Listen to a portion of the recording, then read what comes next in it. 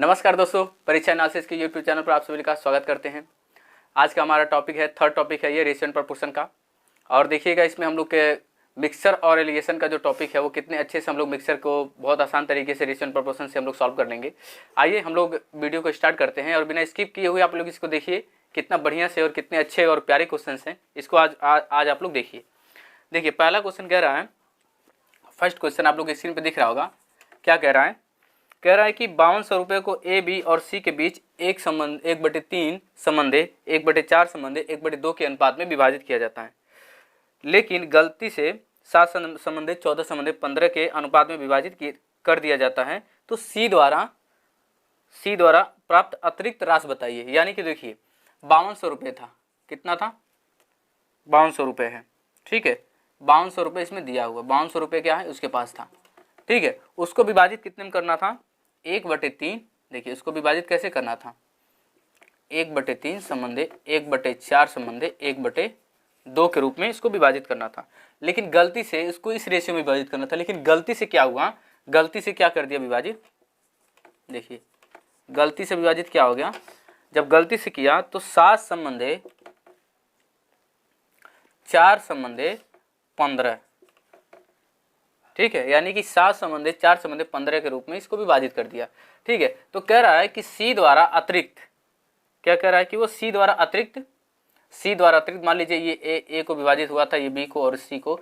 तो कह रहा है कि सी के द्वारा अतिरिक्त प्राप्त धनराशि बताइए। यानी कि सी द्वारा अतिरिक्त जो प्राप्त धनराशि हो रही है उसको ज्ञात करना है। तो देखिए अब देखिए इसमें क्या करना हम लोग को, तो 1/3 1/4 पहले इसको रेशियो में हम लोग नॉर्मल रेशियो में हम लोग इसको तोड़ते हैं। तो कैसे तोड़ेंगे? तो देखिए 3, 4 और 2 का क्या करते हैं, इसका लघुत्तम समापवर्तक एलसीएम लेते हैं। तो 3, 4 और 2 का एलसीएम कितना होता है? 12 होता है। तो 12 देखिए यहाँ भी 12 का क्या करेंगे? गुणा करेंगे ऊपर। तो 12 का गुणा करेंगे तो 3 से काटेंगे तो क्या आ जाएगा? यहाँ पे 4 आएगा, 4 संबंधे। अब यहाँ 12 से गुणा करेंगे तो यहाँ क्या आएगा? 3 संबंधे। 12 से करेंगे तो यहाँ क्या आ गया? 6। कितना है? 4 संबंधे 3 संबंधे 6 आया। और ये वाला रेशियो तो दिया ही था, देखिए ये रेशियो तो ये हमारे पास 7 संबंधे 4 संबंधे 15, ये तो दिया गया है, ठीक है। तो अब देखिए सी का अतिरिक्त, सी तो यही ना है, ये तो हमारा ए है, बी है और सी है, तो सी यही है। तो जब अतिरिक्त की बात कर रहा है तो यानी कि इसमें कम मिला है, इसको इसमें क्या मिला है? ज़्यादा मिला है, ठीक है। तो यानी कि इसमें कम इसमें ज़्यादा मिला है, तो आप डायरेक्ट निकाल सकते हैं। देखिए कितना रुपये था? 5200 था, ठीक है, 5200, ठीक है। अब देखिए इसमें यानी कि ज़्यादा मिला, यानी कि इसमें 15 भाग मिला है। 15 भाग किसमें कम मिला हुआ है? 7, 4, 11 और 15 कितना होता है? 7, 4, 11 और 15 होता है 26, माइनस ये कितना होता है? देखिए 4, 3, 7 और 6, 4, 3, 7 और 6 कितना होगा? 13 यार, 13 में कितना मिला था इसको? 6 भाग, 6/13। तो देखिए यानी कि यही अतिरिक्त मिल रहा था। तो देखिए अतिरिक्त यही तो मिल गया, इसमें ज़्यादा था इसमें कम है, तो ये अतिरिक्त आपको मिल गया। अब इसको डायरेक्ट आप सॉल्व करने की कितना आएगा? देखिए 6 दूना 12 होगा, यानी कि देखिए 5200 गुणे, अब ये क्या हो जाएगा? 26 और 13 कैल्शियम लेंगे तो 26 ही आएगा, तो यहाँ 15 आ जाएगा और यहाँ कितना आएगा? 2 आएगा, तो कितना आ जाएगा? ये 12, ये 15 से 12 जाएगा, कितना आएगा? 13/26। इसको काटिए आप, तो 26 दूनी 52, यानी कि ये 200 आया। तो देखिए 200 और गुणे 3, अतिरिक्त कितना मिला है? 600 रुपये। सी को अतिरिक्त कितना मिला? 600 रुपये। देखिए इस टाइप के क्वेश्चन को कभी भी देगा तो जब उसमें अतिरिक्त पूछ रहा है ना कि कितना इसको कम मिला, अगर कम मिला होता तो हम लोग इसको माइनस कर देते, कम मिला होता तो क्या करते? इसको पहले लिखते और इसको बाद में लिख देते। लेकिन क्वेश्चन ही कह रहा है कि अतिरिक्त मिला हुआ है, तो अतिरिक्त जब मिलेगा तो देखिए इसमें कितना मिला था? 7, 4, 11, 15, यानी कि 26 पार्ट में 15 पार्ट इसको मिल रहा था। और इसका कितना हो रहा है? देखिए 4, 3, 7 और 6 13, यानी कि 13 पार्ट में 6 मिल रहा था, ठीक है। तो जब हमने माइनस किया तो 3/26 पार्ट क्या मिला है? इसको एक्स्ट्रा मिला है। तो कितना का मिला है? 5200 का। तो 5200 का गुणा करके हमने क्या कर दिया? 5200 का गुणा करिए 3/26 में, तो इसका आंसर कितना आ गया? 600 रुपये। यानी कि सी को जो अतिरिक्त धनराशि मिली है वो 600 रुपये मिली है, ठीक है। अब देखिए नेक्स्ट सवाल जो कह रहा है, देखिए ये थोड़े क्वेश्चन बड़े होते हैं और थोड़ा लेंथी भी बनते हैं, इसीलिए इसको इसी तरह से आप सॉल्व करेंगे तो बहुत ही आसान तरीके से लग जाएगा।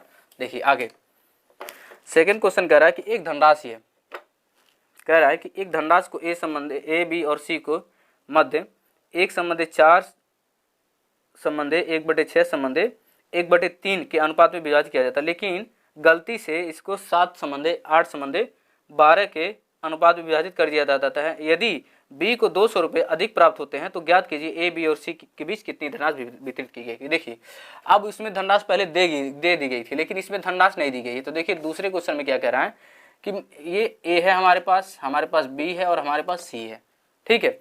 अब ये कहना चाह रहा है कि इनमें इनके मध्य क्या क्या किया जा रहा था, 1/4, 1/8 और 1/6, सॉरी ये क्या है, 1/6 है, ठीक है, 1/6 है और 1/3 है। अब इस रेशियो में इसको विभाजित करना था, तो अब इसको यहीं लगा लीजिए, इसको सॉल्व कर लीजिए, इसको रेशियो बदल लीजिए, लेंगे तो क्या हो जाएगा। देखिए रेशियो बदलेंगे तो यहीं बदल लेते हैं। देखिए तो 4, 6 और 3 का रेशियो वो निकालिए, लघुत्तम समापवर्त 12 होगा, तो 4 से भाग देंगे तो ये 3 आ जाएगा, 3 संबंध 12 में 6 से 2 आ जाएगा और यहाँ 4 आएगा। मतलब इस रेशियो में इसको विभाजित करना था, लेकिन कह रहा है कि गलती से 7 संबंध, देखिए 7 संबंध गलती से हो गया। देखिए गलती से क्या हो गया कि उसको 7 संबंधे 8 संबंधे 12 के रूप में, देखिए 8 संबंधे 12 के रूप में क्या कर दिया गया, विभाजित कर दिया गया, ठीक है। तो देखिए अब इसमें हमको धनराशि तो पता नहीं है, धनराशि तो दिया नहीं है, तो जब धनराशि नहीं दिया ना तो इसके रेशियो को और इसके रेशियो को पार्ट को बराबर कर दीजिए। देखिए बराबर करने की कोशिश करें, देखिए कितना आया, 3 2 5 4 9 हो रहा है। इसका योग करेंगे तो कितना आ रहा है, 9 आ रहा है। इसका योग करिए आप लोग तो कितना आ रहा है, ये देखिए 8 7 15 12 27 आ रहा है। कितने आ रहा है, 27। तो कितना आ रहा है, 27। तो इसको जब आप बराबर करेंगे इस रेशियो को, तो इसमें 3 से क्या करना पड़ेगा, गुणा करना पड़ेगा ना। तो 3 से गुणा करेंगे तो आप लोग क्या करिए, एक लाइन यहाँ लिख लीजिए। देखिए 3 से इसमें गुणा करेंगे, 3 में तो 9 हो जाएगा संबंध है, 3 से गुणा करेंगे इसमें 6 हो जाएगा, यहाँ 3 से करेंगे तो 12 हो जाएगा। आप देखिए, और इसमें ये चीज़ कह रहा था ना, देखिए यहाँ पे कह रहा है कि जो बी है, बी को 200 रुपये अधिक प्राप्त होते हैं। तो देखिए ये मान लीजिए पहले इसको प्राप्त हो रहा था और बाद में ये गलती से 8 मिल रहा है, तो यानी कि 6 पार्ट उसको मिलना चाहिए था, लेकिन मिल कितना रहा, 8 पार्ट मिल रहा है। तो 2 पार्ट की वैल्यू दी हुई है, दो पार्ट की वैल्यू दी हुई है। कितना है, 2 पार्ट की वैल्यू, देखिए 2 ही पार्ट अधिक मिला ना, 6 8 में से 2 जाएगा तो 6, 2 ही पार्ट अधिक मिला। तो कितना दिया हुआ है, 200 रुपये। कितना है, 200 रुपये। अब देखिए इसको यहाँ पे लगा लिया जाता हम लोग, तो यानी कि एक पार्ट की वैल्यू कितनी आ गई, 100 रुपये। एक पार्ट की वैल्यू 100 रुपये, और कितना है, 27 पार्ट है। कितना है, 27 पार्ट है। तो देखिए कह रहा ना कि इन तीनों का योग बताइए, तो कितना हो जाएगा, 27 × 100 कितना आ गया, यानी कि उन लोगों के बीच में 2700 रुपये का बंटवारा हुआ था। उन लोगों को कितने रुपए का बंटवारा हुआ था, 2700 रुपये का बंटवारा हुआ था, ठीक है। अब देखिए नेक्स्ट क्वेश्चन। आप लोग इसको अगर ट्रेडिशनल मेथड से लगाएंगे तो ये बहुत बड़ा लेंदी बन जाता है और लगता भी नहीं है, टाइम भी टेकन हो जाता है। देखिए इसको कितनी आसानी से लग रहा है, हमने क्या कर दिया था, रेशियो को ही बराबर कर दिया। यहाँ 27 पार्ट सभी में हो रहा था, यहाँ 9 ही पार्ट हो रहा था, इसमें 3 से गुणा कर दिए, ठीक है। क्योंकि भाई जो इतना इसमें इन लोगों के बीच में जो धन का डिस्ट्रीब्यूशन होगा, यानी कि हम इसको बांटेंगे, हम इसको क्या करेंगे, बांटेंगे, तो यहाँ पे 27 है तो ये भी क्या हो जाएगा, 27 हो जाएगा। 27 रुपये ही तो सबको बीच में बांटना है, तो इसीलिए हमने क्या किया, इसको बराबर कर दिया, 27 पार्ट इसको बना दिया। तो यहाँ क्लियर आपको पता चल रहा है। देखिए 8 मिल रहा है, पहले 6 मिलना था, लेकिन कितना गलती से मिला, उसको 8 मिला है। तो कह रहा ना कि उसको 200 रुपये अधिक मिला, तो यानी कि ये जो 2 पार्ट का अंतर आ रहा है, 2 पार्ट की वैल्यू कितनी है, 200 रुपये है। अब चलिए आइए अगला क्वेश्चन हम लोग देखते हैं। बहुत ही बढ़िया क्वेश्चन है, थर्ड क्वेश्चन हम लोग का थर्ड क्वेश्चन है। थर्ड क्वेश्चन क्या कह रहा है, ध्यान दीजिए आप लोग। थर्ड क्वेश्चन कह रहा है कि ए बी सी, यानी कि ए संबंध बी संबंध सी का जो अनुपात है वो 4 संबंध ब का अनुपात 4 संबंध 9 संबंध 5 है। यानी कि देखिए एक ए है हमारे पास, एक बी है और एक सी है।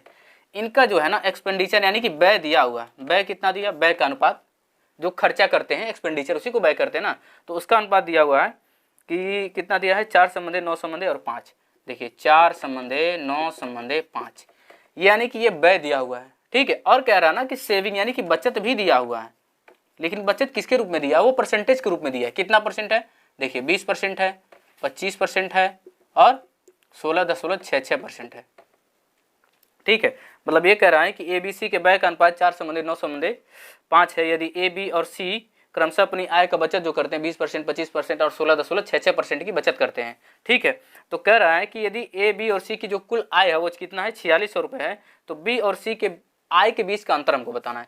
तो देखिए 20% अगर डायरेक्ट निकालेंगे तो वैसे तो बचत निकलेगा नहीं, तो 20% निकालेंगे कितना आ जाएगा, 1/5, यानी कि 20% की जो होल वैल्यू होती है वो कितना होती है, 1/5 होती है।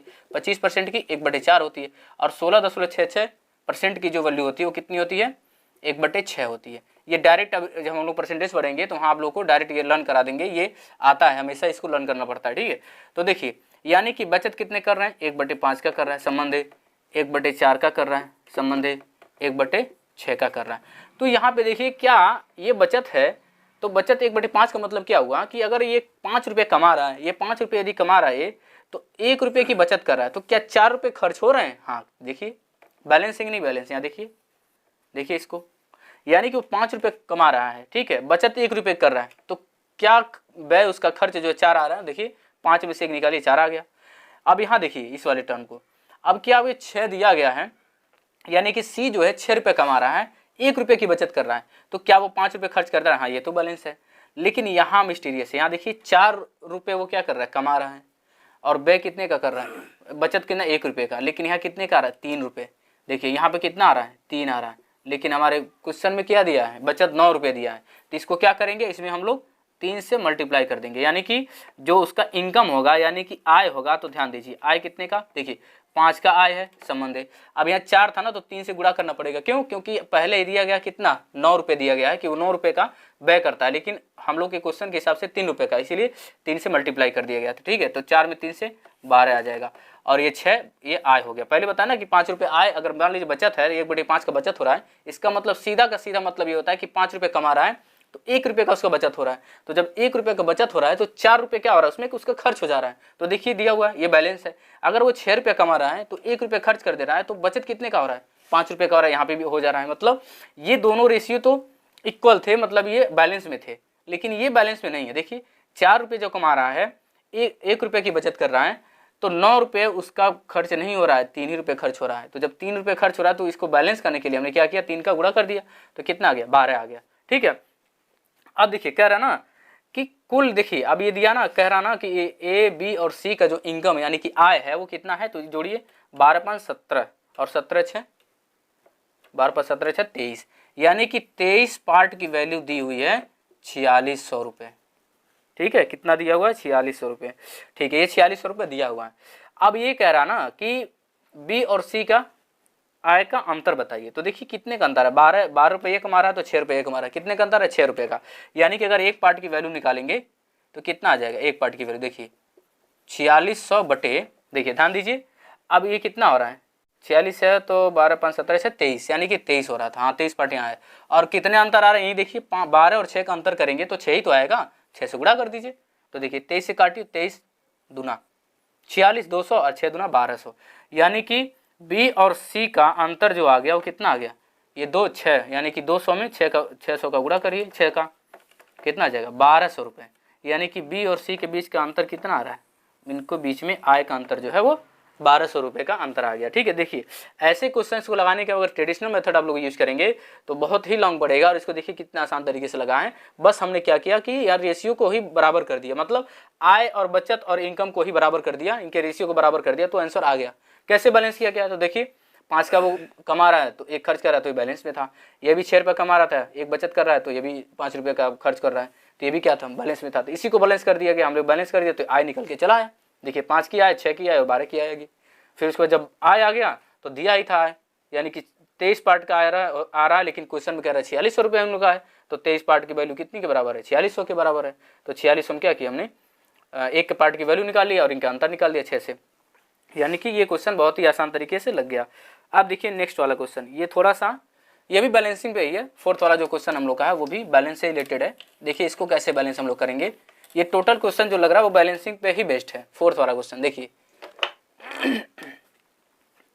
4th कह रहा है, ध्यान दीजिए, कह रहा है कि एक कक्षा में 1 डिवीजन 2 डिवीजन और 3 डिवीजन से पास होने वाले छात्रों का संख्या का अनुपात कितना है।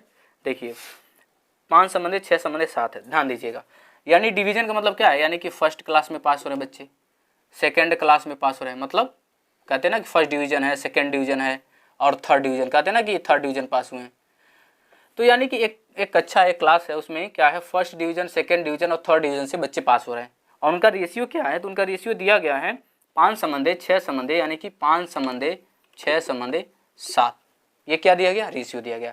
अब देखिए क्वेश्चन कैसे ट्विस्ट कर रहा है, ध्यान दीजिए क्वेश्चन क्या कर रहा है, इसमें ट्विस्ट कर रहा है थोड़ा सा इसको लेंदी बनाने के लिए। देखिए क्या कर रहा है कि उत्तर पुस्तिका को जांचने के बाद, अब देखिए उत्तर पुस्तिका को पुनः रीचेक किया गया है, यानी कि पुनः जांचने के बाद कह रहा है कि जो 200 छात्र थे वो थर्ड डिवीजन से 1 और 2 डिवीजन में प्रमोट हुए हैं, यानी कि जो थर्ड डिवीजन के बच्चे थे ना, अगर रीचेकिंग हुई है तो वो सेकेंड क्या कहे हैं कि सेकेंड में और फर्स्ट में चले गए हैं।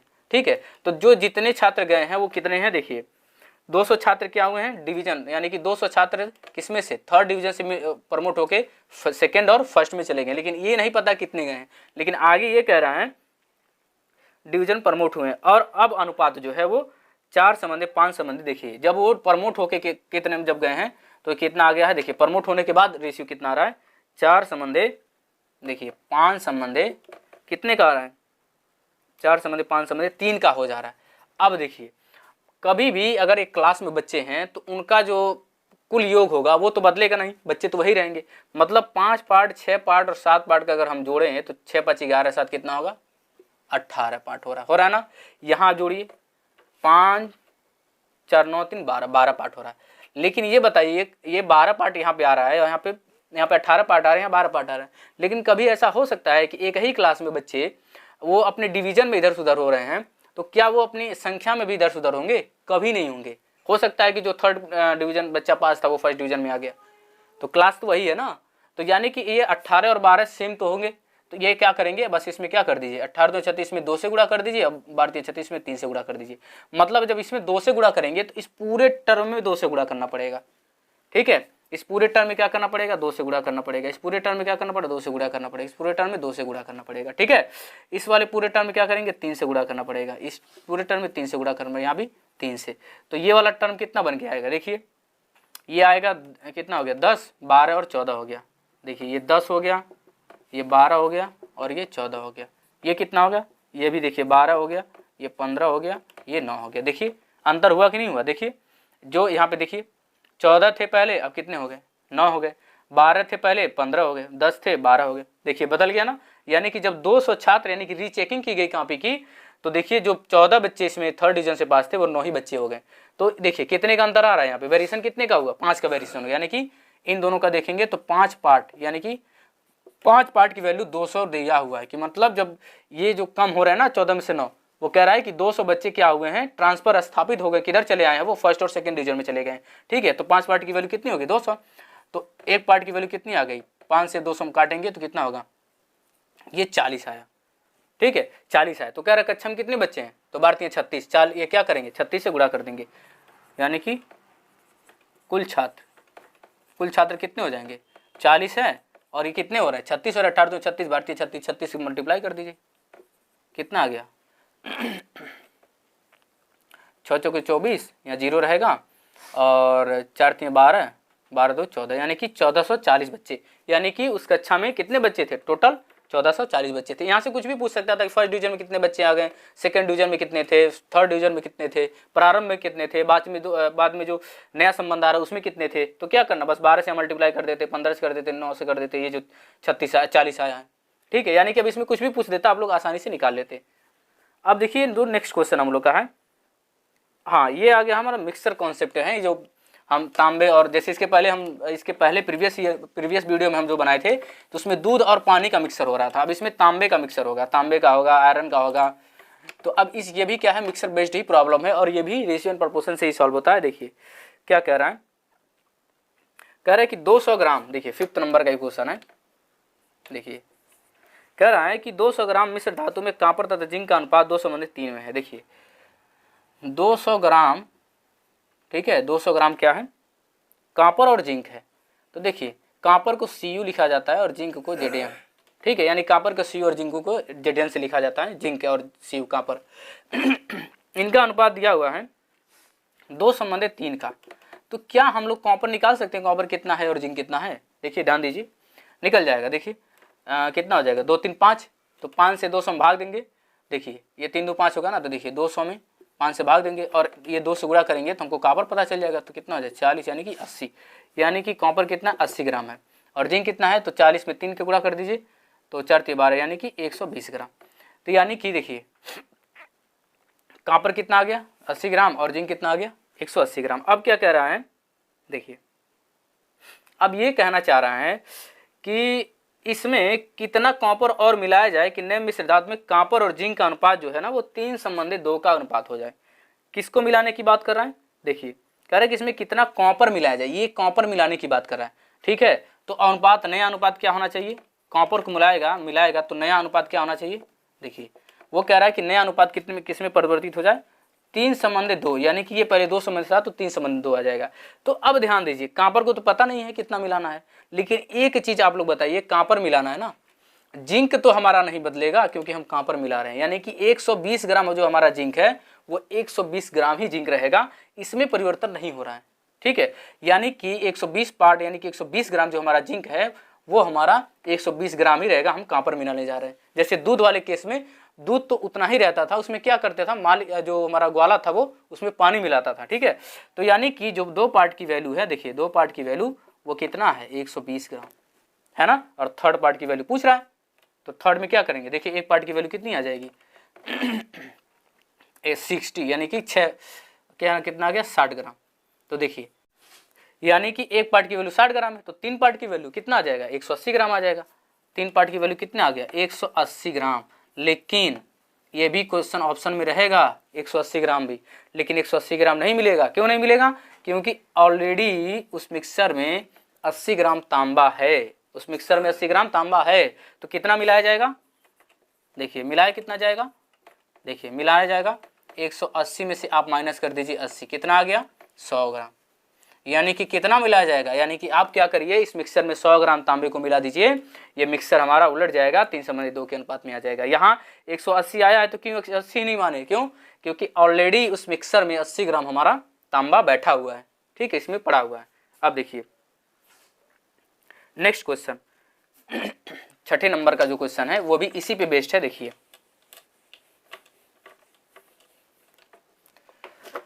कह रहा है कि ए और बी में क्रमशः 7.2 और 7 संबंधी 11 के अनुपात में सोने और तांबे के 2 मिश्र धातु हैं। देखिए यहाँ पे ना 2 मिश्र धातुएं पहले ही हैं, वो एक का नाम ए है, ये 6 नंबर का क्वेश्चन है, एक का नाम ए है और दूसरे का नाम बी है, यानी कि अलग से ये क्या है, ये 2 हमारे पास पहले से ही, बी इसको सही से लिखा जाए बी है, यानी कि ए और बी पहले से ही हमारे पास क्या है मिश्र धातु है। ठीक है, अब इसमें क्या कह रहा है ना कि गोल्ड और कॉपर का अनुपात है, क्या है गोल्ड, ठीक है गोल्ड और कॉपर का अनुपात दिया हुआ है, कितने का अनुपात है, तो ध्यान दीजिए 7:2 का अनुपात है, और बी के पास कितना है 7:11 के पास, तो यानी कि गोल्ड और कॉपर का अनुपात कितना है, इसके पास है 7:11 का अनुपात है।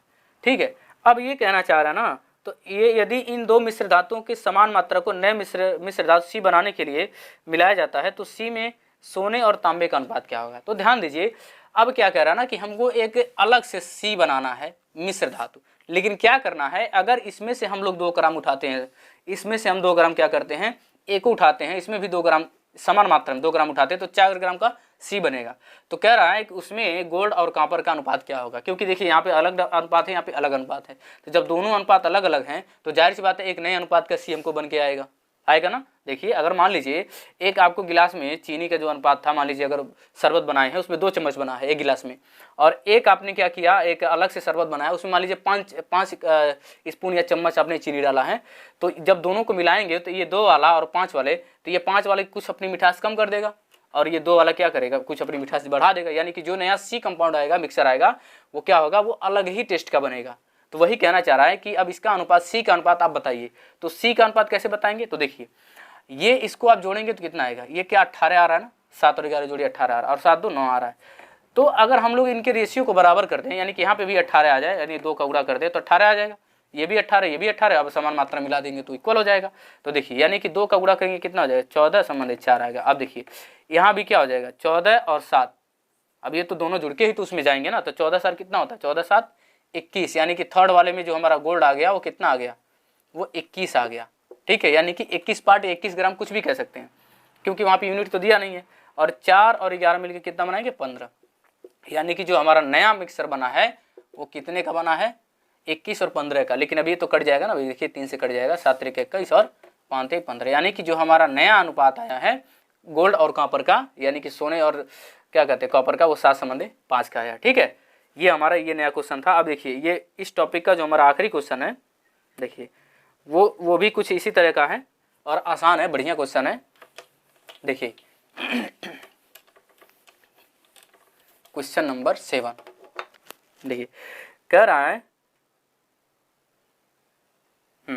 देखिए आगे क्वेश्चन क्या कह रहा है, कह रहा है कि दो मिश्रण ए और बी में दूध और पानी का अनुपात